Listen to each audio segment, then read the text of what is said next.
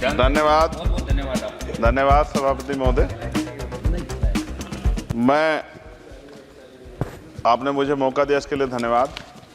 मैं अपने व्यक्तिगत जीवन में, मेरे आज भी याद है, मेरी माँ ने एक बार मुझसे कहा कि मेरे मामा बहुत गौरवशाली हैं कि उनकी बिटिया ने उनको प्लेन का सफ़र करा दिया। क्योंकि हम गांव से आते हैं, किसान परिवार से हैं, तो हर चीज़ की हमारे लिए अहमियत है। मैंने भी ये तय किया था कि मैं अपनी सैलरी से अपनी माँ को एक बार हवाई जहाज़ का सफ़र ज़रूर कराऊंगा। अब हालात ऐसी हैं, आप बेहतर जानते हैं, हमने देश भी जानता है, सब लोग जानते हैं कि गरीब आदमी हवाई जहाज़ में सफ़र नहीं कर सकता। प्रधानमंत्री जी तो कहा था बहुत दिन पहले कि चप्पल वाला जो है हवाई जहाज़ में सफ़र करेगा, लेकिन आज हालात ऐसे, किराया भाड़ा इतना बढ़ गया है, ये नीतियाँ हैं उसकी वजह से, कि गरीब आदमी सफ़र नहीं कर सकता है। गरीब आदमी तो ट्रेन में एसी के डब्बे में सफ़र नहीं कर सकता, इस तरह के हालात। तो मेरी मंत्री जी से मांग है कि कोई व्यवस्था ऐसी की जाए कि जो करोड़ों महिलाएं देश की हैं, करोड़ों परिवार ऐसे जिन्होंने सपना ही देखा हवाई जहाज को जाते, उनको भी एक बार मौका मिले कि हवाई जहाज का सफ़र कर लें। तो अगर किराया सस्ता होगा तो शायद वो प्रयास कर सकते हैं, उनके बच्चे प्रयास कर सकते हैं। साथ साथ वायु यात्रा में सेफ्टी सिक्योरिटी का बहुत ज़्यादा ध्यान रखने की जरूरत है। कई बार हादसे हुए हैं, कई चीज़ों पर हमें गौर करना है। साथ साथ ज़्यादातर एयरपोर्ट जो है वो प्राइवेट हो गए, और प्राइवेट होने की वजह से कर्मचारियों का शोषण होता है। कर्मचारियों की, क्योंकि हमारे यहाँ बेरोजगारी बहुत है, तो कर्मचारियों को वहाँ काम करने में जो सैलरी मिलती है उसमें एक बार का टिकट भी नहीं आता कई जगह पे। तो मेरी आपसे ये आग्रह है कि जिन लोगों जो प्राइवेट हो गए वहाँ भी सैलरी कम से कम न्यूनतम वेतन इतना होना चाहिए 20,000 रुपये, कि वो अपने परिवार का भी और सफ़र भी वो कभी कर ले, ऐसा मौका भी उन्हें मिलना चाहिए। साथ साथ प्राइवेट होने की वजह से SC/ST OBC के बच्चों को जो नौकरी मिल जाती थी वो भी जीरो होगी। तो मेरी आपसे आग्रह है कि अगर प्राइवेट भी हो गया तो उनसे भी कहा जाए कि कमजोर वर्गों के लोग बच्चों को मौका दिया जाए। साथ साथ नगीना में जहाँ जिन्होंने मुझे चुन के भेजा, मैं उनका धन्यवाद करता हूँ उस क्षेत्र का, वहाँ एयरपोर्ट नहीं, और लंबे समय से उनकी ये मांग, वहाँ पायलट ट्रेनिंग स्कूल भी नहीं है, एरोस्टेस ट्रेनिंग स्कूल भी वहाँ खोलना चाहिए, क्योंकि ग्रामीण क्षेत्रों की प्रतिभाओं को नकारना नहीं चाहिए। साथ साथ मेरा जिला जो है सहारनपुर, वहाँ एयरपोर्ट पुराना है, वो डिफेंस का है सरसावा में, लेकिन वहाँ से पैसेंजर जो है यात्रा के लिए कोई सुविधा नहीं। और साथ साथ एक जगह है छुटमलपुर, क्रांतिकारी जगह है, जहाँ हम पैदा हुए, क्रांतिकारी जगह है ही वो सर।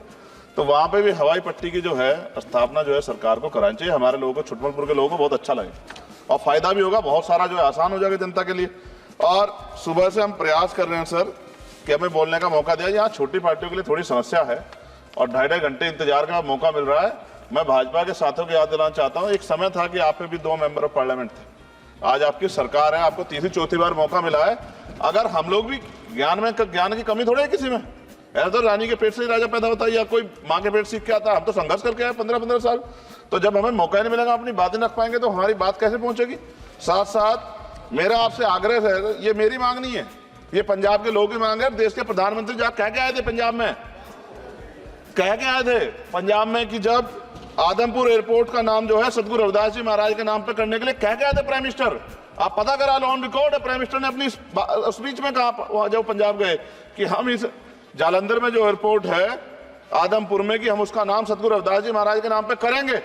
लेकिन सर दावे और वादे हैं, कब तक ये खोखले वादे होते रहेंगे। देश के प्रधानमंत्री की बात का कोई सम्मान होना चाहिए। क्या सरकार, ये मंत्री जी नहीं सुनना चाहते, या फिर उन्होंने झूठा वादा कर लिया, इन पे भी ध्यान देना चाहिए। लेकिन साथ साथ मेरी मांग भी है, मैं पुनः इस बात को दोहराऊंगा सर, कि गरीब लोग, मैं गाँव में जाता हूँ, मीटिंगों में जाता हूँ, पूछता हूँ महिलाओं से कभी हवाई जहाज सफर किया। मैं लाखों लोगों से मिल चुका, आज तक गरीबों ने हाथ नहीं उठाया सर कि उन्होंने हवाई जहाज का सफर किया, हेलीकॉप्टर का भी नहीं किया है। क्योंकि सर इस देश में आर्थिक गैर बराबरी बहुत बड़े पैमाने पे है। गरीब पैदा होता है, मर जाता, ना अच्छा इलाज मिलता, ना सुविधाएं मिलती, बस उसका जीवन है कि वो पैदा हो गया, ऐसा लगता है मजबूरी में पैदा हो गया, उसको पैदा ही नहीं होना चाहिए था। इस देश में कमजोर वर्गों के लोगों का भी सम्मान होना चाहिए, उनको अवसर मिलना चाहिए। सरकार की योजनाओं में गरीबों की हिस्सेदारी होनी चाहिए, इस बात का ध्यान जो है सरकार को रखना चाहिए। और अगर सरकार नहीं रखती है तो वो सरकार सर गरीबों की नहीं हो सकती है।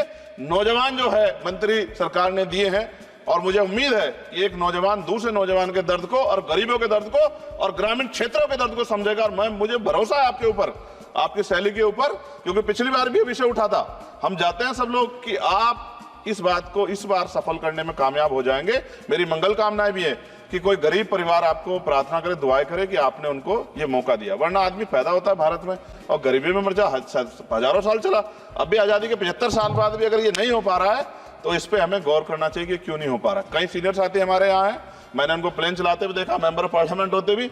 मेरा विश्वास है कि अगर इधर से भी और इधर से भी सब लोग जनता के विषय में सोचेंगे तो जनता की जिंदगी आसान होगी, जो कि अभी नजर नहीं आती। और मैं फिर आपसे आग्रह करूंगा, आप चेक कराइए, SC ST OBC के बच्चों को वैसे ही नौकरी नहीं मिल रही है, और जब ये पूरा सेक्टर प्राइवेट हो जाएगा तो क्या रिजर्वेशन करेंगे हम लोग? क्या फायदा रिजर्वेशन का? जब SC ST OBC के बच्चों क्या रिजर्वेशन का फायदा? गाली तो खाते हैं इस नाम पे, लेकिन रिजर्वेशन ही कहां मिलेगा जब सब प्राइवेट हो जाए? प्राइवेट वाले कहां दे रहे हैं? तो उनको कहिए कि प्राइवेट सेक्टर में मैं विधेयक लेके आया, निजी विधेयक, कि प्राइवेट सेक्टर में SC ST OBC के बच्चों को मौका मिलना चाहिए। सुप्रीम कोर्ट का एक ऑर्डर, चर्चा हुई इसमें कि भाई क्रिमिलेयर होगी। कितने अरबपति बने आप लोग? कितने लोगों पे हवाई जहाज बताइए? SC ST के लोगों पे कितने लोगों पे हेलीकॉप्टर बताइए? आप कुछ नहीं है आपके पास आंकड़े। सब लोग मिलकर गरीबों को चलना चाहते हैं, ये गलत है सर। मैं आपका धन्यवाद करूंगा पुनः सर, और क्योंकि हम ही कोरम पूरा करते हैं सर, देख लीजिए आप, हम ही बैठे कोरम पूरा करते हैं। हमें विश्वास है अपने देश की पार्लियामेंट पे कि आज नहीं तो कल इस पार्लियामेंट से गरीबों के लिए कानून बनेंगे और गरीबों के लिए पॉलिसियां बनेंगी और गरीबों को भी सम्मान का जीवन मिलेगा, ऐसा हमें विश्वास है। मैं आपका धन्यवाद करता हूं और मुझे उम्मीद है नौजवान हमारे मंत्री से कि वो गरीबों की बात को सुनेंगे और हम लोगों की पीड़ा को समझेंगे और हमारे क्षेत्रों में काम कराने का। धन्यवाद। श्री रविंद्र